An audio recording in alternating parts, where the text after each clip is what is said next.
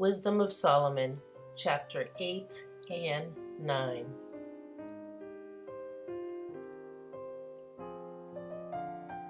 Wisdom reacheth from one end to another mightily, and sweetly doth she order all things. I loved her, and sought her out from my youth. I desired to make her my spouse, and I was a lover of her beauty. And that she is conversant with God, she magnifieth her nobility. Yea, the Lord of all things himself loved her. For she is privy to the mysteries of the knowledge of God, and a lover of his works. If riches be a possession to be desired in this life, what is richer than wisdom that worketh all things? And if prudence work, who of all that is a more cunning workman than she? And if a man love righteousness, her labors are virtues. For she teacheth temperance and prudence, justice and fortitude, which are such things as men can have nothing more profitable in their life. If a man desire much experience, she knoweth things of old, and conjectureth aright what is to come.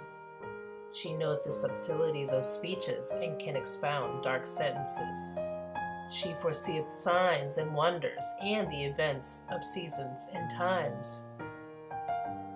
Therefore I purposed to take her to me, to live with me, knowing that she would be a counselor of good things, and a comfort in cares and grief. For her sake I shall have estimation among the multitude, and honor with the elders, though I be young. I shall be found of a quick conceit in judgment, and shall be admired in the sight of great men. When I hold my tongue, they shall bide my leisure. And when I speak, they shall give good ear unto me. If I talk much, they shall lay their hands upon their mouth. Moreover, by the means of her I shall obtain immortality, and leave behind me an everlasting memorial to them that come after me. I shall set the people in order, and the nations shall be subject unto me. Horrible tyrants shall be afraid when they do but hear of me. I shall be found good among the multitude, and valiant in war. After I am come into mine house, I will repose myself with her, for her conversation hath no bitterness, and to live with her hath no sorrow, but mirth and joy. Now when I considered these things in myself, and pondered them in my heart, how that to be allied unto wisdom is immortality, and great pleasure is it to have her friendship.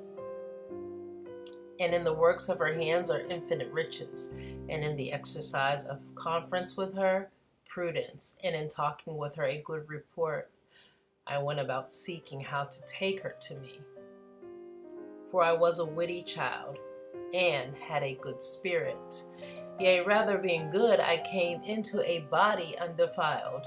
Nevertheless, when I perceived that I could not otherwise obtain her except God gave her me, and that was a point of wisdom also to know whose gift she was, I prayed unto the Lord, and besought him, and with my whole heart I said.